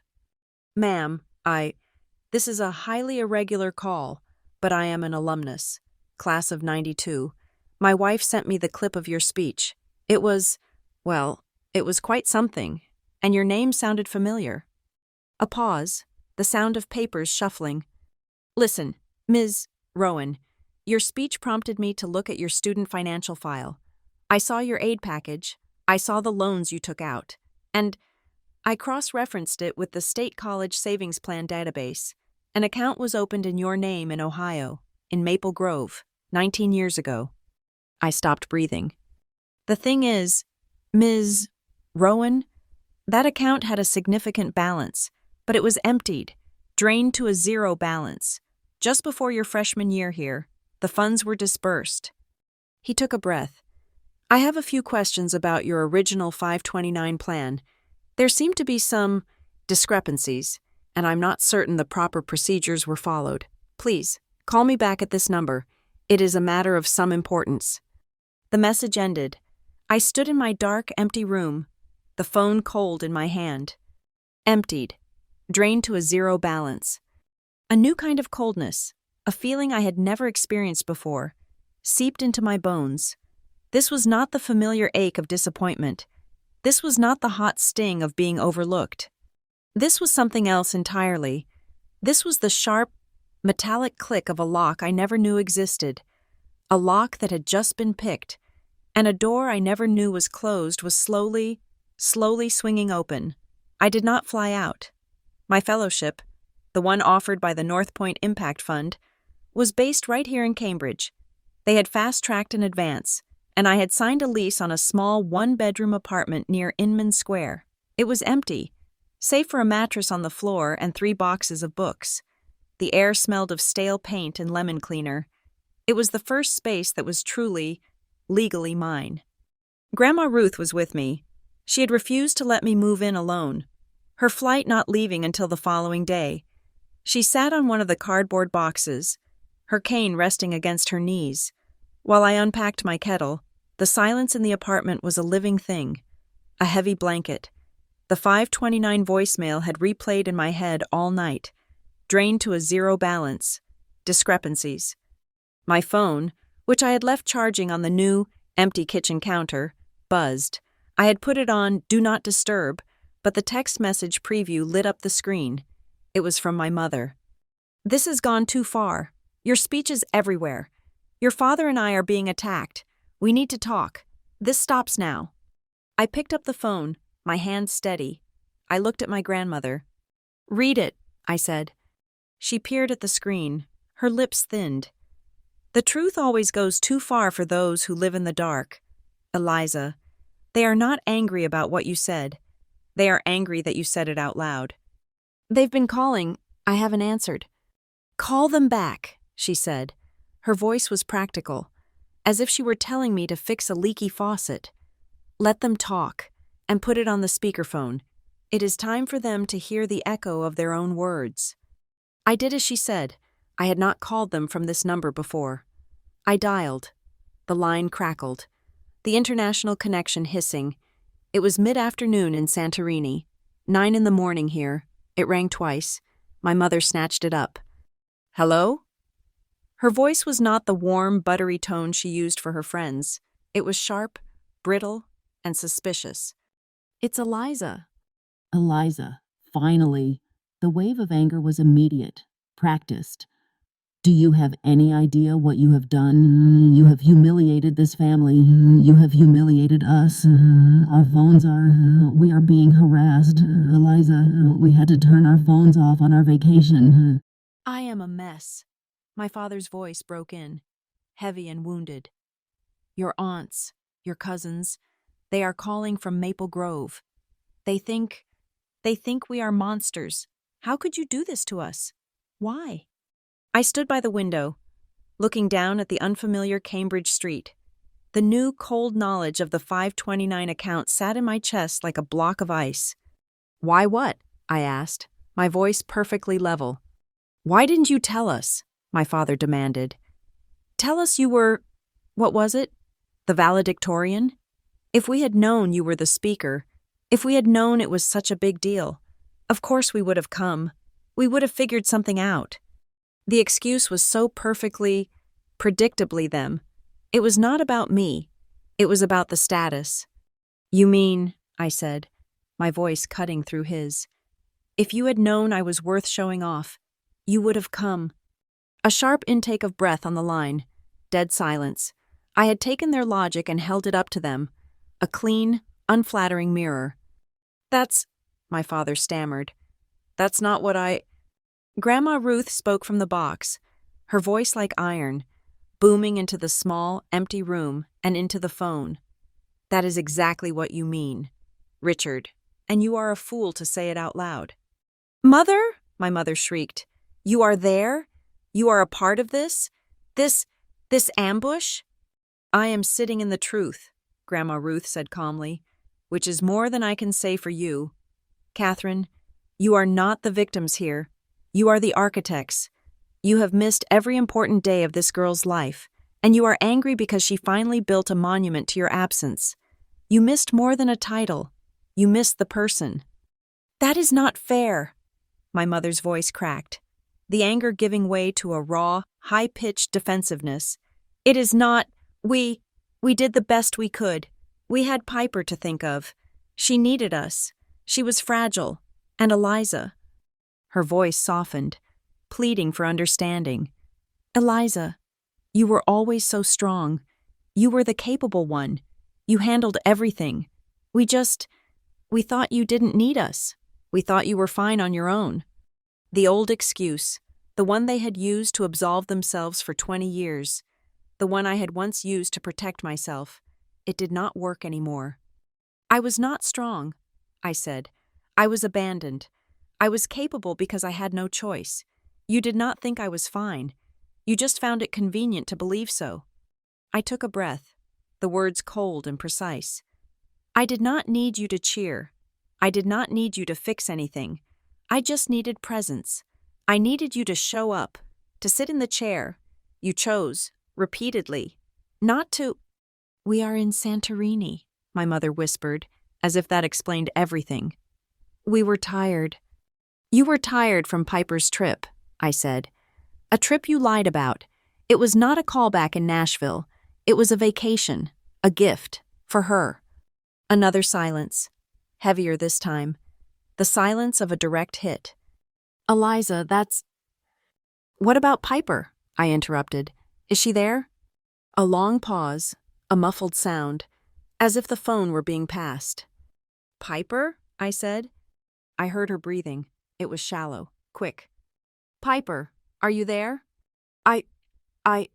Her voice was a tiny thread. I can't. I saw it, in my mind's eye, her, in a beautiful Greek hotel room, her hands shaking, as the outline had predicted, Her guilt was different. It was not just about the attention, it was darker. It was about the 529. She knew. "Leave her out of this," my mother snapped, grabbing the phone back. "This is between us." "It has always been about all of us," I said, "and we are not going to fix this over the phone while you enjoy your vacation." "Then what, Eliza?" my father asked, his voice weary. "What do you want? Do you want us to apologize? We are sorry. We are sorry we missed it. Now please, make this stop. Tell the internet it was a misunderstanding." "I will not be retracting a single word of my speech," I said. The 529 voicemail was pressing on me. I needed to see their faces. I needed to run the final diagnostic in person. "This conversation is over, for now." "What does that mean?" my mother asked, her voice rising in panic. "It means I am extending an invitation," I said. "I am in my new apartment in Cambridge. Tomorrow night, 7 o'clock, you will fly home from Greece, you will come to my home, and you will sit in my chairs, and you will listen to the rest of the story. The parts I left out of the speech, just the family, no cameras." The silence was profound. I could hear the calculations, the cost of the flights, the inconvenience, the interruption. "Eliza, be reasonable," my father started. "We cannot just drop everything and fly back from Europe. That is thousands of dollars. We just got here. Can't this wait?" "No," I said. My grandmother leaned forward, her eyes flashing. She spoke directly into the phone, her voice leaving no room for negotiation. "Richard, Catherine, stop thinking, stop calculating. For once in your entire lives, do not measure the cost. You were asked to show up, so show up. Don't think, just come." I reached over and ended the call. I did not wait for their reply. I did not need one. The apartment was still. My grandmother looked at me, a long, appraising look. "They will come," she said. "I know. It will be hard. I know that too." My phone, lying on the counter, buzzed. A new text message. Not from my family. It was from the 617 number. David Miller. "Ms. Rowan, following up on my voicemail, I have retrieved the disbursement forms for the 529 account in your name. The funds were transferred to a secondary account over a period of 18 months, ending the June before your matriculation. The authorization for transfer was co-signed by your mother. Please contact me at your earliest convenience. This is a matter of potential fraud." Co-signed by my mother. I put the phone down, the screen dark. Grandma Ruth looked at me, her head tilted. "More good news from the world?" "Something like that," I said, my voice flat. "Just confirming some details for work." She knew I was lying, but she did not press. I kept the secret. I kept it locked behind my teeth. The first confrontation, the one on the phone, was about presence, about the empty chairs of the heart. Tomorrow night, in my apartment, in the chairs I had bought, we would discuss the empty chair of my education. We would discuss the numbers. We would discuss the money. They thought the speech was the end. They had no idea it was just the prologue. They arrived at 7:02. I noted the 2-minute delay. They were carrying the psychic and physical weight of an intercontinental flight stripped of all pleasure. The rerouted journey from Athens had been, I was sure, a cramped and silent hell. My father's face was a gray mask of exhaustion and defensiveness. My mother, still in the expensive linen pants she had worn in Greece, looked brittle, as if a sharp word would shatter her. And Piper was a ghost, trailing behind them, swallowed by a gray hoodie, her eyes red-rimmed and fixed on the floor. I did not offer hugs. I did not say I was glad they came. I simply opened the door to my small, bare apartment and stepped aside. "Come in." The space was stark. A new sofa, a cheap rug, and a small, blonde wood dining table I had assembled myself just hours earlier. I had bought 4 matching chairs. There were no empty seats in my home. The apartment smelled of garlic and tomatoes. I had been cooking. The kitchen was just an alcove off the living space, and they watched me as I moved from the small stove to the table. I had made one thing, a large pot of tomato soup. Beside it sat a loaf of sourdough bread and a simple green salad. This was not a feast of reconciliation. It was sustenance. I set 4 bowls on the table. They sat down, stiff and awkward, in the new, hard chairs. My mother's eyes darted around, taking in the sparse furniture, the unpacked boxes. Her gaze landed on the small, wooden plaque I had placed by the bread. It was a simple, painted sign, the kind you find in a craft store. In clean black script, it read, "For who shows up." Her breath hitched. She looked away. I ladled the soup, 4 bowls. I sat down. The sound of my spoon touching the ceramic bowl was loud, a sharp click in the heavy, jet-lagged silence. My father cleared his throat, a low, rumbling sound of discomfort. "Eliza, we're here. It's a nice place." "It's an apartment," I said. "Eat." We ate, or rather, I ate. They pushed the soup around. The silence stretched, becoming a weapon in my hands. I was done filling their empty spaces with my own words, my own accommodations. I let them sit in the discomfort they had created. Finally, my mother put her spoon down, her hands trembling. "Eliza, please, we flew. God, we flew 20 hours. We are here. You said you wanted us to listen. We are listening. What do you want?" I looked at her, my gaze level. "You want to know what I want. I want to present my findings. You," I said, nodding to my father, "are an accountant. You should appreciate a clean ledger." I did not raise my voice.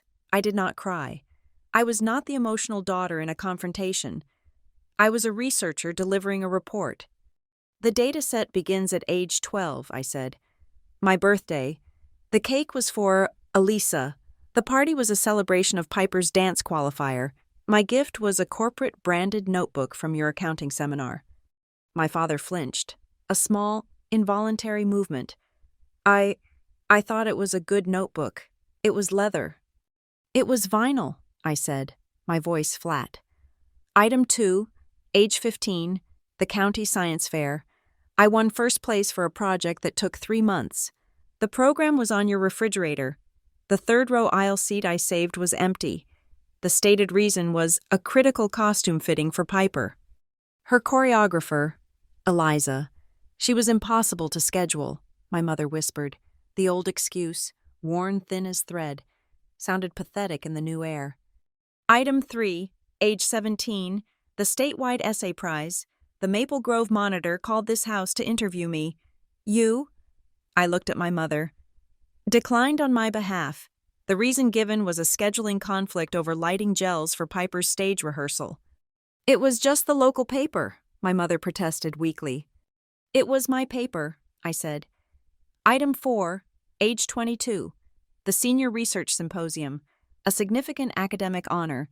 I sent a personal, detailed email invitation. You told me you could not attend because of a callback for Piper in Nashville." I let the words hang. The truth, I discovered, was a vacation in Santorini, a graduation gift for Piper, a trip you actively lied to conceal from me. My father closed his eyes. "My speech," I concluded, "was not an attack. It was a summary. It was the abstract of 20 years of research. The data is conclusive. In the economy of this family's attention, I was a rounding error. You are not angry that I lied. You are angry that I published the truth." The room was utterly still. My father spoke first. He opened his eyes, but he did not look at me. He looked at his hands, clasped on my new table. "I didn't see it," he said, his voice thick. "Eliza, I swear to you, I didn't see it. You were always so easy. You were so smart. You were so capable. You never needed anything. You handled it. I would look at you, and you were already fine. You were self-sufficient." He looked up at me, his eyes pleading. "I was proud of that. I was proud that you weren't needy. I thought that was a good thing. I never once thought that your self-sufficiency was a wound." "I was not fine," I said, my voice quiet. "I was on my own." I turned to my mother. She was shredding her napkin in her lap, her face pale. "And you?" I asked. "He's right," she said, her voice a low, fierce whisper. "You were fine. You were strong. But Piper was not. She's fragile. She has always been fragile. She lives on her nerves. Every audition, every competition, it was the end of the world. She needed managing. She needed a defense system. She would shatter if I wasn't there." "So you chose the fragile one," I said. "Yes," she said, her voice cracking. "Yes, I did. I admit it. I put my energy into the child I thought would break. You were steel. You didn't break. You just won. I knew you would be okay. I had to protect her." "You did not protect her," I said. "You enabled her, and you did not punish me for being strong. You punished me for not being her." "No!" a voice choked out. We all turned. Piper. She had been so silent I had forgotten she was there. She was shaking her head, her face hidden by her long hair. "No," she said again, her voice stronger. "Piper, honey, it's okay," my mother started, reaching for her. "Stop!" Piper shouted, recoiling from our mother's hand. She looked up, and her face was a mess. It was not the pretty, theatrical sadness of a missed dance step. It was an ugly, snot-nosed, terrified confession. "I'm not fragile," she whispered, the words tearing out of her. "I'm not. I knew if I cried, if I had a problem, if I failed, you would look. You would both look. You would stop everything, and you would look at me." Her eyes, wild and wet, found mine. The jealousy I had always suspected was there, but it was raw, and it was poisoned with a terrible, cowering admiration. "And you," she spat, her voice thick with tears. "You never needed them. You just did it. You won everything. You fixed the car. You got into Harvard. You left. You flew away without even looking back. And I hate you for it. I hate that you're strong. I hate that you can fly. I am so jealous of you. I feel like I'm going to throw up." The confession landed in the room, suffocating. The entire broken system, laid bare. My father's willful blindness, my mother's misplaced, damaging protection, and my sister, the girl who had weaponized fragility because she was too afraid to build her own wings. I took a deep, steadying breath. I let the silence hang for a moment, letting them all marinate in the truth. "Thank you," I said. They stared at me. "Thank you," I repeated, for finally, for the first time, telling the truth, for not offering another excuse, for showing up. I pushed my half-eaten bowl of soup away. "This is where we are, and I am not ready to forgive you. Forgiveness is not on the menu tonight. I will not pretend the last 20 years did not happen. I will not absolve you. The ledger is what it is." My mother's face crumpled. "But," I said, "I am willing to start a new one. I am willing to practice presence, starting now. But this practice has rules, my rules." I looked at my father. "Rule 1. When I invite you to an event, you will arrive 5 minutes early, not 2 minutes late, 5 minutes early. It is a signal that my time is a priority." I looked at my mother. "Rule 2. You will ask me for the schedule. You will know my important dates. You will put them on your calendar, and you will plan your vacations around them, not through them." I looked at them both. "Rule 3. I do not care if you sit in the front row. You can sit in the back. You can stand by the coat check. But you will be in the building. You will be present. That is the only requirement." I leaned back. "That is the deal. Not forgiveness. Practice. Are you willing?" "Yes," my father said, his voice hoarse with relief. "Eliza, yes, of course. We can do that. We will." "Good," I said. A fragile, exhausted peace settled. They looked at me, as if I were going to hug them, as if the scene were over. "There is one more thing," I said. The new fragile hope in the air vanished. I stood up and walked to the kitchen counter, where my phone was charging. "We have discussed the emotional ledger," I said, walking back to the table. "You spoke of my self-sufficiency, Dad, and my strength, Mom. We've talked about the emotional cost of those labels. Now, let's talk about the financial one." My father looked confused. "What, Eliza? Your scholarships? We knew you were brilliant. We knew you'd get scholarships." "I did," I said, "but not a full ride. I have loans, Dad, a lot of them.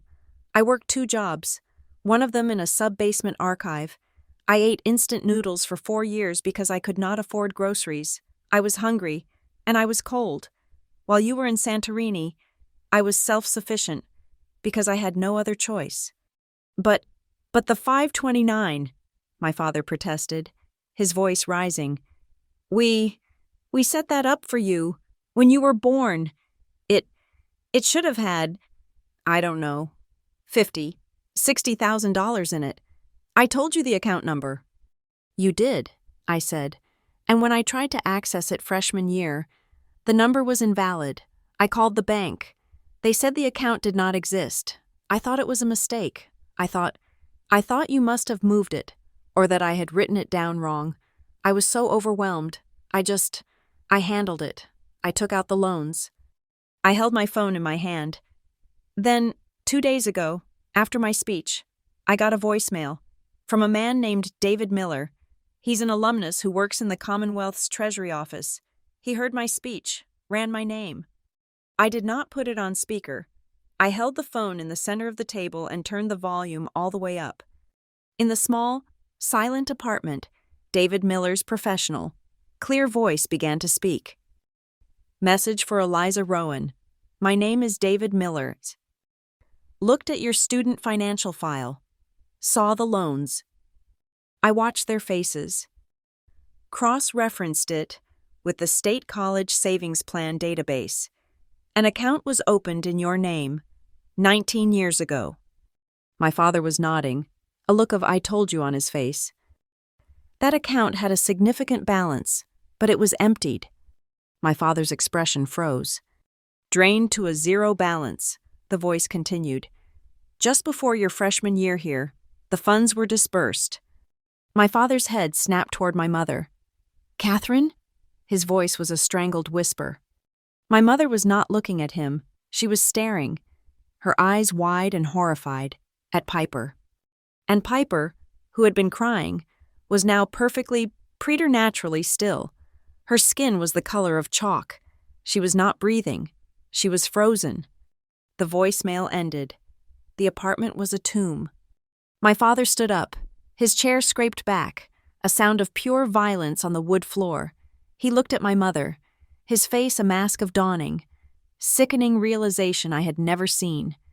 "Catherine?" he asked, his voice a low, dangerous rumble. "Who drained that account? When?" My father's voice was a low, dangerous thing I had never heard before.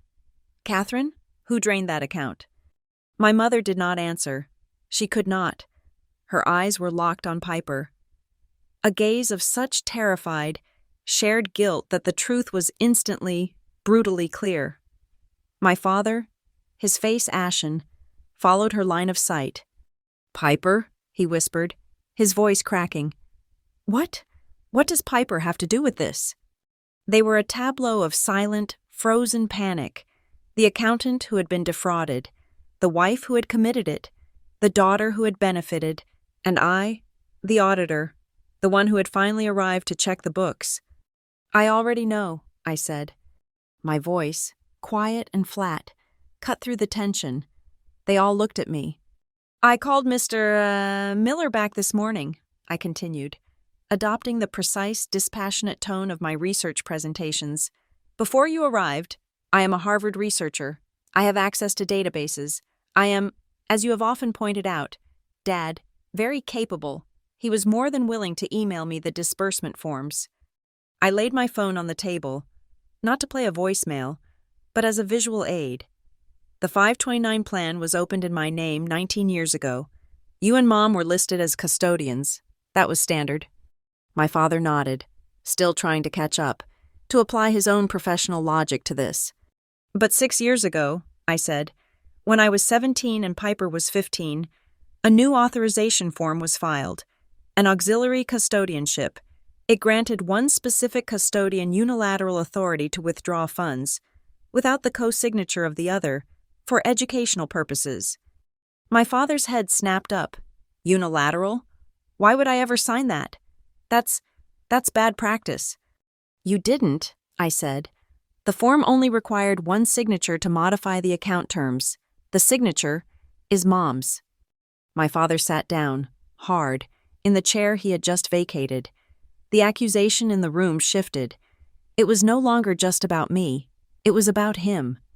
Catherine, he breathed, the word heavy with a new, different betrayal. You went behind my back. You changed a financial document. It gets more precise, I said, relentless. I would not allow this to dissolve into a marital dispute. This was my ledger, and I would balance it. The withdrawals began 2 months later. They were not in one lump sum. They were a systematic series of transfers over 18 months. I looked at Piper. Her face was chalk white. She was visibly trembling. The first transfer was for $5,000. It matches the date you flew to the Advanced Dance Intensive in New York, the one you told me you had received a full scholarship for. Piper made a small, strangled sound. The subsequent transfers, I continued, totaling $53,000, are all coded in the statements: artistic education activity, performance travel fund, private choreography fees, competition wardrobe. They are all, without exception, for Piper. I looked back at my father, who was staring at his hands, his whole world as an accountant, as a provider, collapsing. The account was drained to a balance of $27.50 by June of my senior year, 2 months before I moved into Lowell House. The entire $58,000 was gone. The silence in the small apartment was total. There was no traffic noise, no hum, just the sound of 4 people breathing. My father, the man who believed in balanced books, was the first to speak. 58,000, he whispered. Catherine, that was her money. That was her future. I put that money away every month. For her. My mother finally broke. It was not a quiet crack. It was a shatter. I was going to pay it back, she cried, the words exploding from her.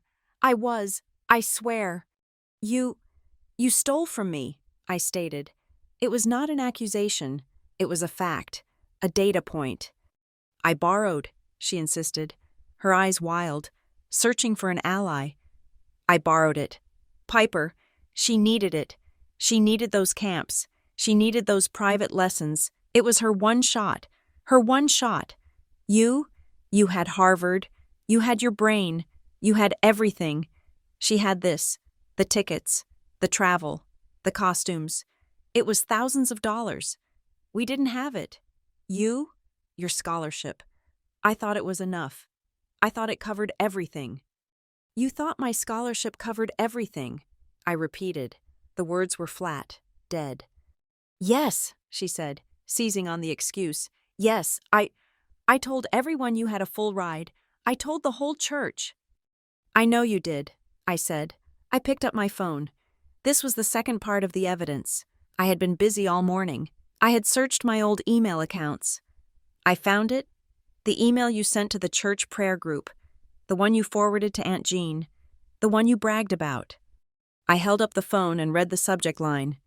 Subject: wonderful news. We are so blessed. I read the body. Dear friends, just wanted to share the wonderful news. Our brilliant Eliza has received a full academic scholarship to Harvard. We are so blessed. She won't need to worry about a thing. And we can finally focus on Piper's journey to Nashville. I lowered the phone. My mother stared at it as if it were a snake. You didn't think I had a full ride. Mom, you created the narrative. You manufactured it. You told that lie 6 months before I even got my financial aid package, which was mostly loans. You told that lie so you would have cover. You told that lie so you could justify, to yourself, spending my college fund on Piper's dance career. My father slumped in his chair, a defeated, broken man. He was an accountant who had just discovered the fraud was not only in his house, but was his own wife. I looked at Piper. She was the only variable left. "Did you know?" I asked. My voice was not angry, it was quiet. "When you went to New York? When you flew to Nashville? When you bought the $500 costumes? Did you know it was my money?" Piper's head was bowed, her hair hiding her face. She nodded, a tiny, spastic movement. I, she choked. "I didn't know at first, I swear. And then I saw the bank statement. Mom left it on her desk. I asked her." Her voice was a raw, terrified whisper. She said you wouldn't mind, that you'd want me to have it, that we were a family, and I let her. I wanted it. I wanted it so badly. I knew it was wrong. So, there it was. The entire, rotten, complex system. Exposed. My father's willful blindness, my mother's criminal favoritism, and my sister's corrupt, greedy fragility. I took a deep, steadying breath. I was not broken. I was not even surprised. I was clarified. This was the final data point. The system I had been analyzing for 20 years had just revealed its source code. It was not just about neglect. It was about theft. "I don't want the money back," I said. All three of them looked up, their faces a mask of identical shock. This surprised them. "I will never see a dime of it," I continued. "And I know that I've already paid for my education. I paid for it in loans, which I will be paying off for the next 15 years. I paid for it with 2 jobs. I paid for it in instant noodles. I paid for it in the sub-basement archives. We will not be negotiating a repayment plan. I am not interested in your money." "Then what?" my father asked, his voice a hoarse whisper. What happens?" "Transparency," I said. "We go back to the deal we made 10 minutes ago.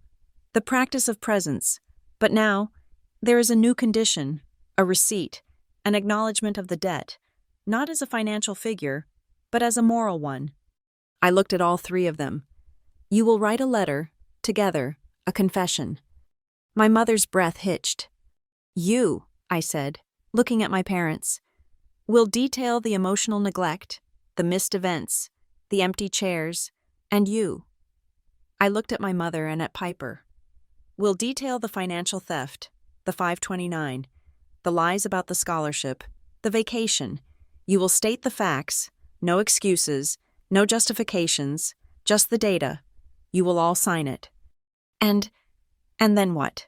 my mother whispered, her eyes terrified. You'll send it to the newspapers?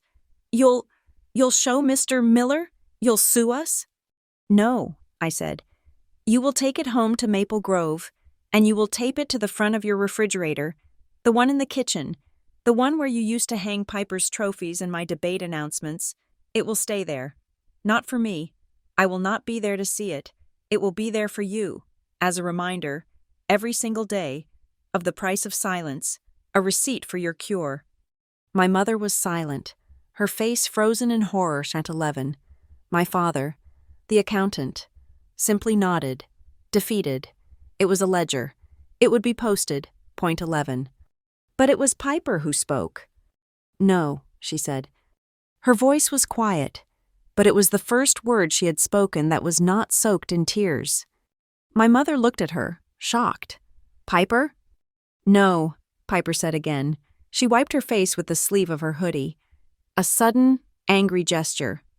That's hiding it. That's just another family secret. Taping it on the fridge is it's just us. Hiding in the house again. Hiding behind the kitchen door." She stood up.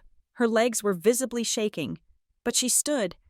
I'll help write the letter," she said, her voice gaining a strange, thin thread of strength. "I'll sign it, but I won't put it on the fridge." She looked at me, her eyes red, but for the first time, they were focused. They were hers. I'll read it, publicly. Piper, no, my mother gasped.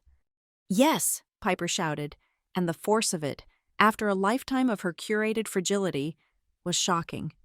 Yes, I will. Here, in Cambridge. There's a community center near here. I saw it. I'll get a room, and I'll read it. To whoever shows up. I'll tell them what I did. I'll tell them about the money, and I'm quitting the touring company. I'm going to get a job. I'm going to start teaching dance. For free. At the center. To pay some of it back. Not to you, but just to the world. I will not hide. My mother was speechless. My father was staring at his youngest daughter as if she were a stranger. Grandma Ruth, who had been sitting on the box by the door, a silent observer of this entire brutal audit, slammed her cane on the wood floor, one sharp, declarative thud that made us all jump. Good, she said, her voice clear and bright. Good, that is the beginning. She looked at me, her eyes soft, and then at Piper. Her eyes filled with a new, strange respect. She placed her hand over mine, on the phone that held all the evidence. Truth is not a judgment. Eliza, she said, her voice a low rumble. It is a baptism. It is a washing.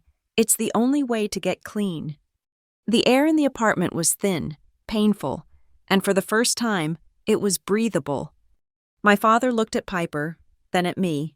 He nodded once. My mother, cornered by her children's honesty, could do nothing but weep in silence. And right on cue, as the algorithm of my life would demand, my phone, lying on the table, began to ring. The screen lit up, vibrating against the wood. It was not a family member. It was not David Miller. It was a 617 prefix. The name on the screen, WCVB, News Center 5. I looked at it. My family looked at it. The call, loud and insistent, a public demand. It's starting, I said, my voice flat. The 529 story. Someone must have talked. Mr. Miller's office. Maybe. I looked at my broken, terrified, and newly honest family. This is no longer a private matter. I pressed the silence button. The ringing stopped, but we all knew it was just a pause. The world was at the door, and it was demanding to be let in. The leak about the 529 plan was not a leak. It was a deluge. The story had mutated. It was no longer a poignant tale of an overlooked valedictorian. It was a dark, suburban thriller of fraud, theft, and favoritism. The calls from WCVB had been replaced by calls from national networks. The studio lights were hotter than the ones at the podium. They were aggressive, designed to expose sweat and flaws. The topic for the primetime live segment was not subtle. Family, fraud, and forgiveness. The valedictorian speaks. They had put us in a green room that was too small, the air thick with the smell of industrial carpet and cold coffee. My father stared at the monitor, his face gray. My mother was vibrating, her leg bouncing with a frantic, trapped energy. Piper was pale, but she was not the trembling ghost from the apartment. She was reading the letter, the one we had stayed up until 3 a.m. drafting. She was memorizing her truth. The producer, a man with a headset and a clipboard, burst in. He was all adrenaline and fake empathy. Eliza, family, we are live in 5, he said, his smile not reaching his eyes. Okay, here is the plan. It is simple. It is powerful. Eliza, you sit center. Catherine, he said to my mother. You sit next to her. We run the clip of the speech. We talk about the 529. Catherine, this is your moment. You turn to Eliza. You apologize. You tell her you love her.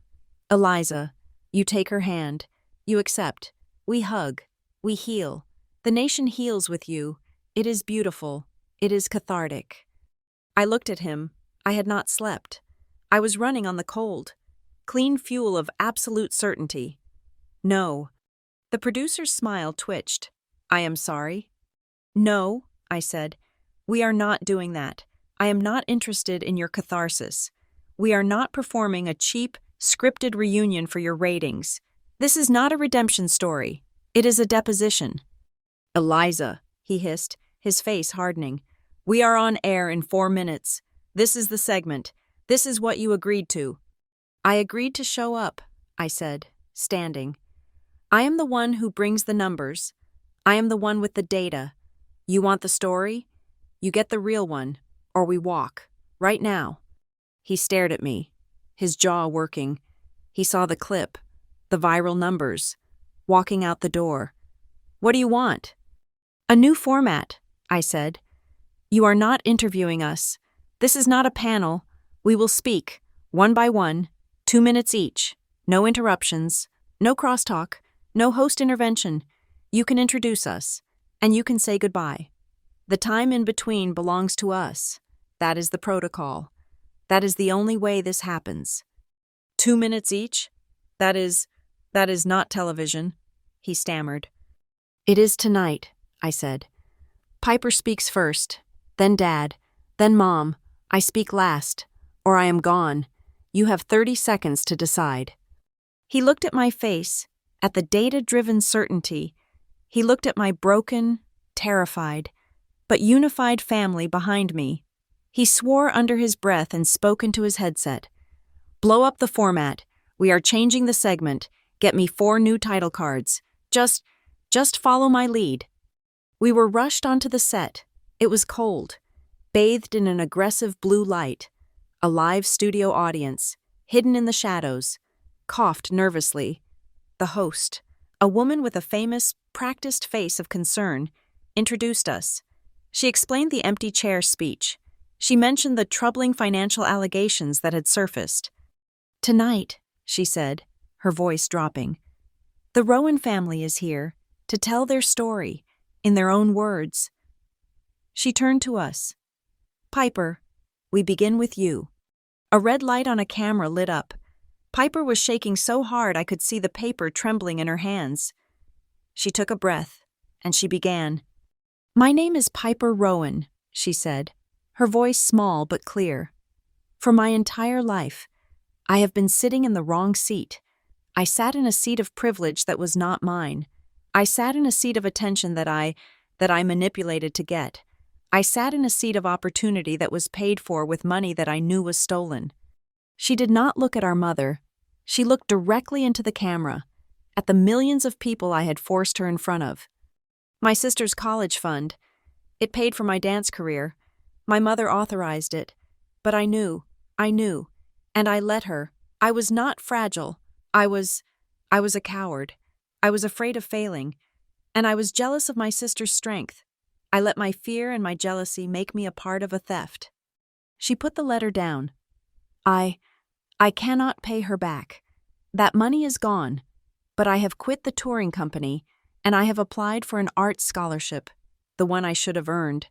I am going to use it to get my teaching certificate, and I will be teaching free dance classes at the Cambridge Community Center for the next 2 years. It is not repayment. It is rebalancing. I am done sitting in the wrong seat. I am going to build my own. The red light went off. The host, looking stunned, turned. Richard. My father. The accountant. He gripped the arms of the chair. He looked at me, just once, and then to the camera. I am a man who deals in numbers, and I missed the most important ones. I was willfully blind. I saw my oldest daughter's strength, and I mistook it for needing nothing. I saw my youngest daughter's theatrics, and I mistook it for needing everything. I failed to audit my own house. He took a breath. I have agreed to a new protocol. My daughter, Eliza, has laid it out. I will be 5 minutes early. I will put her dates on my calendar. I will be present. And I have spent my whole life logging assets. I am going to start logging my time. I have volunteered as a logistics coordinator for the student mentoring program at the community college in Maple Grove. I will be present for them, and I will be present for my daughter. That is my new ledger. The red light went off. The host looked at my mother. Catherine. My mother was pale. She was weeping, but not for the cameras. It was the dry, shaking sob of a person who has been stripped of all defenses. I am the one, she whispered. The microphone picked it up, amplifying her broken voice. I am the one who signed the forms. I am the one who took the money. I am the one who lied. To my husband and to Eliza, I did it. She looked at her hands, her voice cracking. You are supposed to love your children. You are supposed to protect them. I told myself I was protecting Piper, that she was fragile, that she needed me. And I told myself that I was just tired, that I was tired from all the work of managing Piper's life, that I was too tired to go to Eliza's events, too tired to see her. She looked straight into the camera, and there was no justification, no excuse, just the raw, terrible truth. That was the biggest lie of all, she said. I was not tired. I was a coward. I called tiredness love, and it was not. It was just failure. I failed. I failed my family. The light went off. The set was a vacuum. The audience was holding its breath. The host turned to me. Eliza, your family they have confessed. You have heard them. The country has heard them. What do you say? This was it. The moment the producer wanted. The moment of absolution. The hug. The healing. I stood up. The host flinched. The cameras scrambled to follow me. I walked to the edge of the set, where a single, simple, empty chair waited. The same model as the one from my apartment. I had requested it. I picked it up. I walked to the center of the stage, into the open space between my chair and my family's. I placed it there. Then, I took the bouquet from the floor beside me, white tulips and a single red rose, an exact replica of the one from commencement, and I placed it on the seat. I turned, not to my family, but to the camera. I am a data scientist, I said, my voice resonating in the hushed studio. I do not believe in magic. I do not believe in instant healing. I do not believe in a hug for the cameras. I gestured to my family. These are the facts. This is the truth. But forgiveness is not a final scene in a television show. Forgiveness is not a destination. Forgiveness is a process. It is a grueling, day-to-day, analytical, and painful practice. I pointed to the chair that had started it all. This, I said, is the practice. This is the empty chair we all must now learn to fill. It is not about forgiveness. It is about presence. It is about showing up. It is about doing the work, day after day, year after year, even when the lights are off and no one is clapping. I looked at the audience, at the shadows where the people sat. It starts tomorrow, and it starts the day after that. It starts with being 5 minutes early. It starts with teaching a dance class. It starts with admitting the truth, not just when you are caught, but every morning. That is the work. I turned back to my family. I did not move toward them. And that is the only promise I have made, not to forgive, but to practice. A woman in the front row of the studio audience was weeping. I saw Grandma Ruth, whom I had seated in that row, her hands clasped on her cane, a single, proud tear tracing a line down her wrinkled cheek. Then, one person in the audience stood up, then another, and then, in a wave of sound that mirrored the one at commencement, the entire studio audience rose to their feet, their applause a roar of validation, not for the reunion, but for the truth. The host, her eyes wide, tried to speak. Elizat, that is all the time we... The camera, ignoring her, zoomed in. It pushed past me. It pushed past my family. It settled, tight, on the empty chair, on the white tulips, on the single, defiant red rose, a promise of the work to come. The music swelled. The credits began to roll. I walked off the set. I did not look back. My phone was buzzing in my pocket. A frantic, insistent vibration. The networks, the job offers, the world. I ignored all of it. I walked out of the studio, into the cold, clear Cambridge night. I pulled out my phone. I silenced the calls. I opened my calendar. I moved to the next day. I added a new event, 8 p.m. Community talk, Cambridge Center. I did not add a subject. I just added a note. For whoever shows up, I put the phone in my pocket. The lock was not in the promise. It was in the schedule. The work had already begun. Thank you for listening to my story. I want to know where you are listening from. So comment below and let's connect and share your thoughts. Please subscribe to Lila Revenge Stories, like this video, and give us an extra boost by hitting that hype button so more people can hear this story.